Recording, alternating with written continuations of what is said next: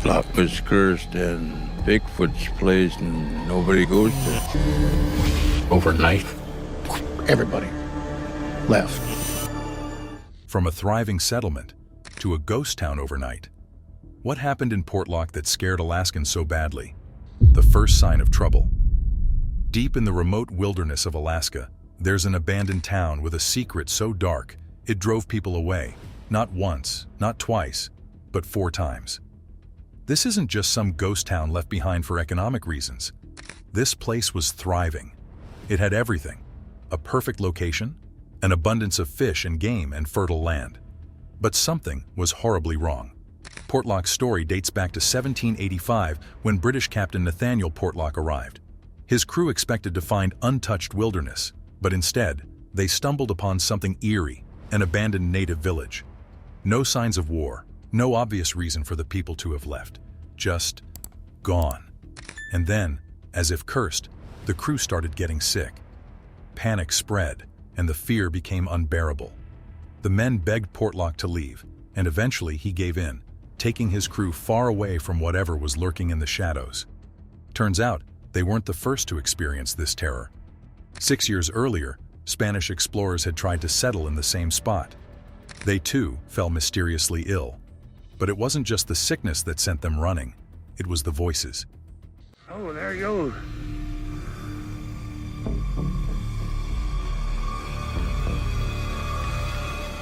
Haunting cries echoing from the dense forests, whispers on the wind that no one could explain. Overcome with fear, they abandoned Portlock, leaving it untouched once again. One theory suggests infrasound, a low-frequency vibration that humans can't hear but can definitely feel. It causes nausea, dizziness, and an unshakable sense of dread. Some predators, like tigers and sperm whales, use it to disorient their prey. So, what if something big, was using infrasound to drive people away? Whatever it was, the sickness and fear were just the beginning. The cannibal giants. In 1867, a group of native settlers, the Sugpiaq, decided to give Portlock another shot. The land was perfect, and the promise of a good life was too strong to ignore. But soon, their hopes turned to horror. They spoke of terrifying creatures, half man, half beast, that emerged from the woods to raid their village. These beings weren't just aggressive, they were hunters. When the food supply ran low, they didn't just take from the land, they took people. The Sugpiaq called them the Nantiinaq, giant cannibalistic creatures that stalked the night. The attacks were brutal, relentless, and left the people with only one option: flee. And just like that, Portlock was abandoned again. They're out looking for food, maybe raiding the campgrounds or sneaking around. By 1921, another group, the Nantiinaq, made a bold move. They were determined to break the cycle of fear and turn Portlock into a thriving community. And for a while, it seemed like they had cracked the code.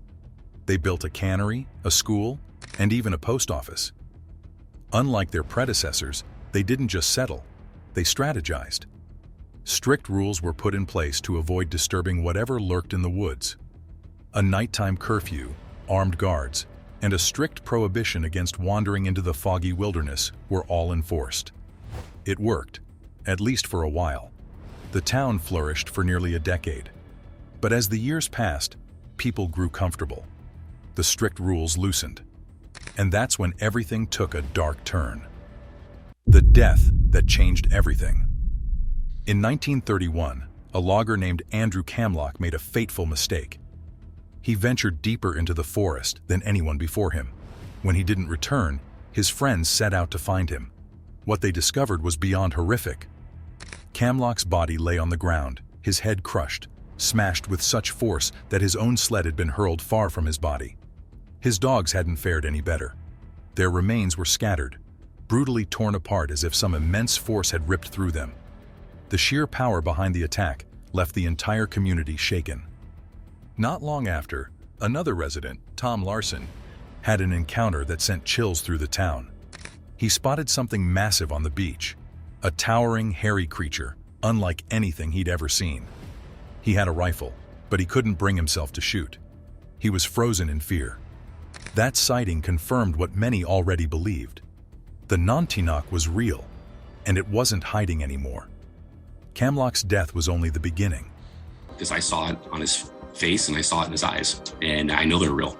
I think it would be great if he was still alive to see the popularity of the Bigfoot culture. Soon after, people started vanishing. Hunters, loggers, and even gold prospectors went missing without a trace. And when bodies were found, they were unrecognizable, mangled beyond belief, covered in deep claw marks, torn apart in ways that no bear could be responsible for. Some tried to explain it away: wild animals, accidents, anything but what the locals feared. But the Alutiiq knew better. They were convinced this was the work of the Nantiinaq. Fear once again gripped the town, and the community had no choice but to bring back the strict safety measures. The final days of Portlock. Despite the community's best efforts to maintain order, the disappearances never stopped. Each incident seemed to creep closer to the heart of town, as if the unseen force terrorizing Portlock was growing bolder. By 1950, the fear had reached a breaking point. Up to 36 residents had vanished, and when bodies were found, they were barely recognizable, mutilated in ways too brutal to be explained away as bear attacks. It was clear to the Alutiiq that no amount of curfews, armed patrols, or precautions could stop what lurked in the woods. The town's belief in the Nantiinaq had turned to full-blown terror, and the residents made a chilling decision: to abandon Portlock entirely. It happened almost overnight. Homes were left furnished, businesses were deserted, and even the cannery was shut down without ceremony. The fear was so overwhelming that people didn't even bother taking their belongings. They just ran. Only one man, the town's postmaster, remained behind for a short time, committed to his duty. But even he didn't last long. Night after night, he heard something pacing outside his barricaded post office. You see that? Do you see that? I'm afraid. Heavy footsteps that unmistakably belonged to something walking on two legs. He fled soon after, leaving Portlock to rot, its empty buildings now claimed by the wilderness. Portlock after abandonment. Though the town was left to decay, its legend only grew stronger. In the 1970s, 3 hunters were forced to take shelter in the abandoned village during a storm. That night, they weren't alone. Something circled their camp, growling in a deep, guttural voice that sent shivers down their spines. Whatever it was, it didn't move like a bear. Its footfalls were deliberate, measured, bipedal. Later, another hunting party tracking a moose near the old Portlock site came across something even more disturbing: footprints. But not just any footprints. Massive, human-like tracks, over 18 inches long. Following the trail, they found evidence of a violent struggle in the grass, where the moose's tracks abruptly stopped. There was no blood, no carcass, just those enormous footprints leading into the mountains. To the hunters, it was clear. Something had taken the moose, and it was no ordinary predator. A haunting tale from 1990. Even decades later, the fear of Portlock hadn't faded. In 1990, a paramedic in Anchorage encountered an Alutiiq elder who had suffered a heart attack while in jail. Trying to keep him calm, the paramedic casually mentioned hunting near Portlock. The reaction was instant. The elderly man seized his shirt in a panic, his eyes wide with terror. "Did you see it? Did it bother you?" Even as guards restrained him, he kept repeating the question, his fear raw and undeniable. It was a chilling reminder that, for those who had lived in Portlock, the horror never truly left. A monster, or just nature? Some believe the Nantiinaq was real. They say the stories and strange events prove it. But others think everything can be explained by nature or human mistakes. Experts suggest the torn-up bodies and giant footprints might have come from bears. No matter how much proof you hand to the scientific community, they're not going to believe it until, like I said, they can do an autopsy on it. Alaska has huge brown and black bears, known for being strong and territorial. But skeptics argue that bears don't attack people the way the stories describe. They don't act with such intelligence or cruelty. Take the case of Andrew, for example. Some say he died in a logging accident. His head was crushed and his sled and dogs were found in pieces, but the sled had been thrown far away from the scene. Could an accident really explain that? Many doubt it. Some scientists think the sickness and fear settlers felt could have been caused by powerful sound waves from the wind or underground activity. But that doesn't explain the brutal attacks and the missing people. Others believe the Nantiinaq was just a scary story. Maybe the elders told them to keep kids from wandering into the woods alone. Over time, the tale could have grown bigger, with fear making it seem more real. One of the strangest things found in Portlock was a group of trees stuck upside down in the ground, their roots sticking up in the air. People were puzzled. Some say a storm could have done it. But if that were true, why were the trees placed so neatly? For those who believe in the Nantiinaq, the trees are proof of its incredible strength. It wasn't just a beast, it was a force of nature. Two elders, two different stories. Sally Ash, a Sugpiaq elder, says the Nantiinaq had nothing to do with why people left Portlock. She believes they moved for better jobs, schools, and churches in places like Nantiinaq and Seldovia. But her actions tell a different story. Even today, she warns people to stay quiet when passing through Portlock, as if something is still there. Her cousin, Melania Kell, has a completely different story.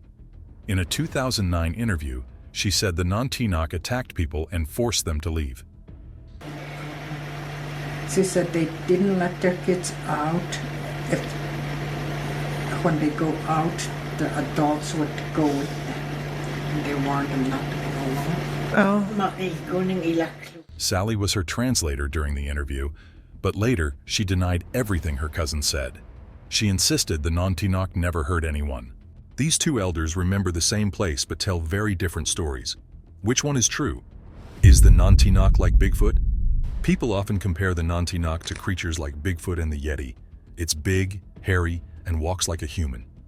Stories like this exist all over the world. Could they all come from the same hidden truth? Some researchers wonder if the Nantiinaq could be a type of ancient human or an undiscovered animal. There's no solid proof, but the idea is fascinating. If it were true, Portlock's dark legend might be part of something much bigger. The chilling legend of Portlock and the Nantiinaq has left a deep mark on modern culture. It has become a key part of Alaskan folklore, fascinating both locals and outsiders. Cryptozoologists, paranormal investigators, and researchers continue to explore its mysteries, bringing fresh attention to the abandoned village and the terrifying creature said to have lurked there. From documentaries to online discussions, the tale of Portlock has become a favorite topic when talking about strange and unexplained events. With a mix of historical accounts, physical evidence, and survivor testimonies, it stands as one of the most gripping cryptid stories in North America. The Nantiinaq and cryptozoology. For cryptozoologists, the Nantiinaq is a prime example of how legends can connect folklore with science. Descriptions of a giant, powerful humanoid figure are strikingly similar to stories of Bigfoot and the Yeti. This similarity has led some to wonder if the Nantiinaq could be a real but undiscovered species, perhaps a surviving group of ancient humans or a large, intelligent primate. The footprints, uprooted trees, and reports of mutilated bodies add a chilling layer of evidence. Back in the 1940s, people claimed to see trees placed upside down, roots sticking into the air. The way the Nantiinaq supposedly moved, defended its territory, and reacted with anger all resemble behaviors seen in highly intelligent predators. What makes the story even more eerie is how little it has changed over the years. Despite being passed down through generations, descriptions of the Nantiinaq remain the same. Some believe this consistency is proof that people really encountered something, while skeptics argue it's just a mix of fear, exaggeration, and natural explanations. But for those searching for hidden creatures, these stories are vital clues. Portlock in the media. The legend of Portlock has captured the attention of filmmakers, podcasters, and writers, keeping the mystery alive for new generations. Documentaries, TV shows, and online discussions continue to explore what might have happened in that eerie, abandoned village. Even though Portlock was abandoned long ago, its story refuses to fade. People still talk about it, and many believe something terrifying once lurked in the woods. Shows like Expedition Bigfoot have compared the Nantiinaq to Bigfoot, sparking debates about whether such creatures could really exist. Online, people share old stories, discuss theories, and try to make sense of the strange events that happened in the village. No matter what you believe, one thing is clear: Portlock's mystery still captures people's imagination. The trees were reported inverted back in the 1940s. Living in fear. Life in Portlock wasn't just about fishing and survival. It was about fear. The Alutiiq people didn't take any chances. They set strict rules. No one went out alone. Curfews were enforced, and armed guards kept watch. When the fog rolled in, people stayed indoors, knowing that something dangerous might be hiding in the mist. These weren't just random precautions. They were part of a desperate attempt to keep the village safe from whatever was out there. The Nantiinaq, whether real or not, symbolized something bigger, the fear of the unknown. People across the world have similar legends, tales of creatures lurking just beyond the light, waiting in the shadows. The story of Portlock is no different. It's a reminder of how fear can shape a community, influencing the way people live, and even forcing them to leave everything behind, searching for the truth. Even today, people are still trying to figure out what really happened in Portlock. Researchers and adventurers have explored the area using drones and thermal cameras, hoping to uncover evidence of the creature. So far, no solid proof has been found, but the mystery continues to draw people in. Archaeologists have also been digging into Portlock's past, studying old settlements to understand why the village was abandoned more than once. Was it just harsh living conditions, conflicts, or was there really something dangerous in the woods? The answers remain unclear, but the search goes on. Two sides to the story. Among the Alutiiq people, there are still different opinions about Portlock's fate. Sally Ash believes the village was abandoned because of economic struggles, not because of a monster, but even she admits that fear played a big role in daily life. On the other hand, Melania Kell is certain that the Nantiinaq was real.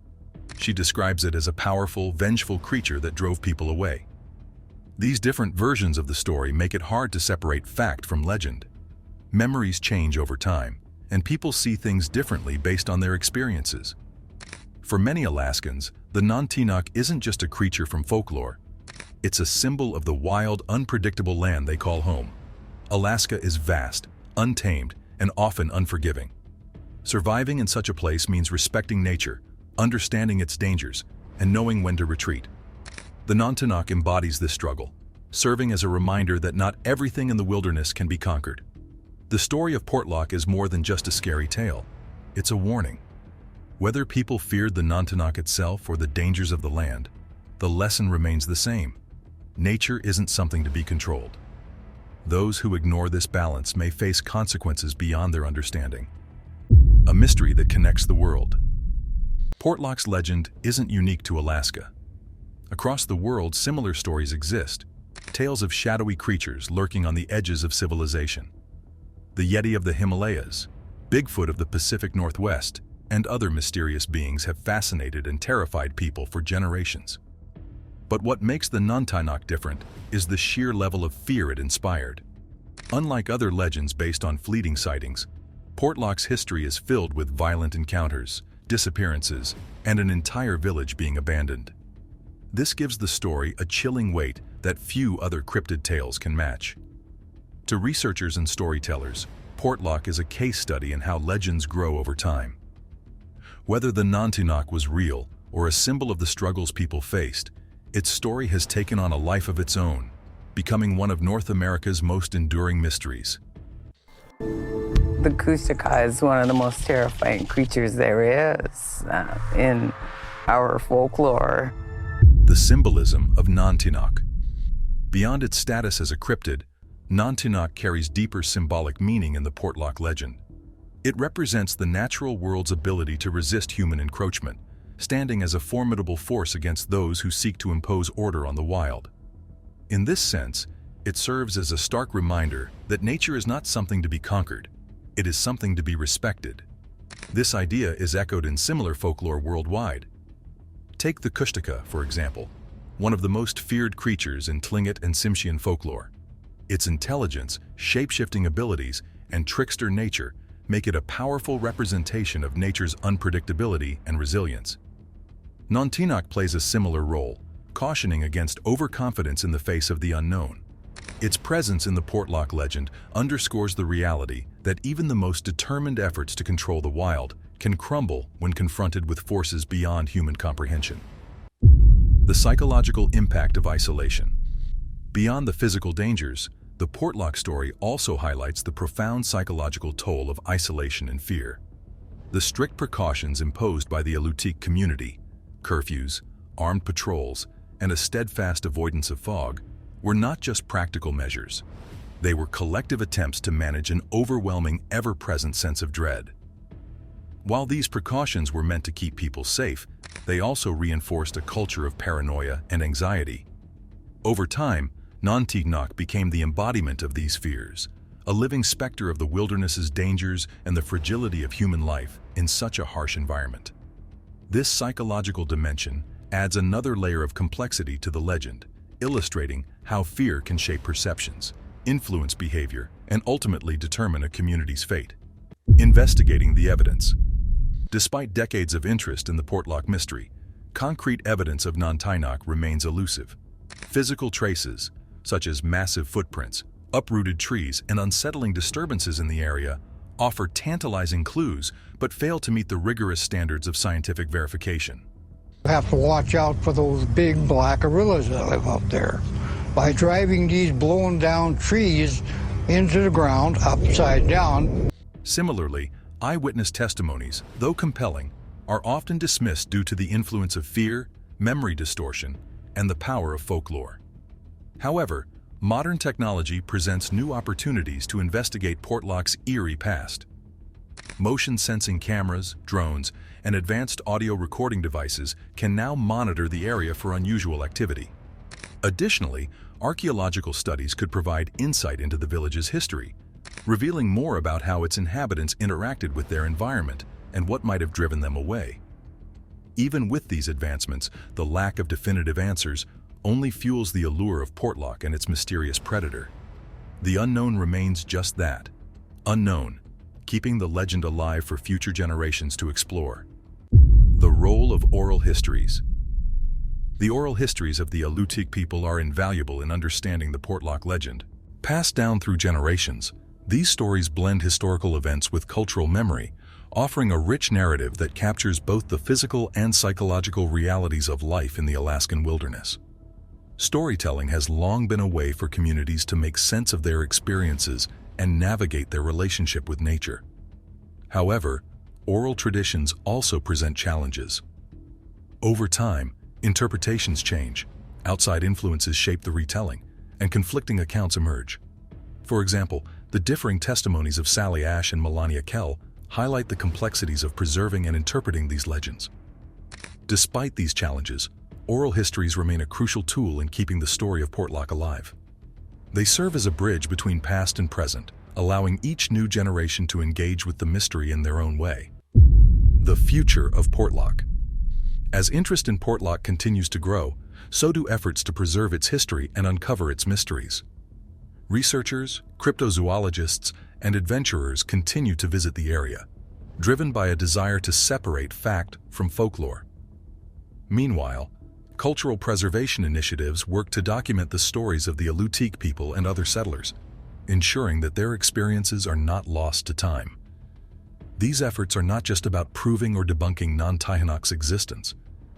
They provide valuable insights into how humans adapt to extreme environments, how fear shapes collective memory, and how folklore evolves in response to real-world challenges.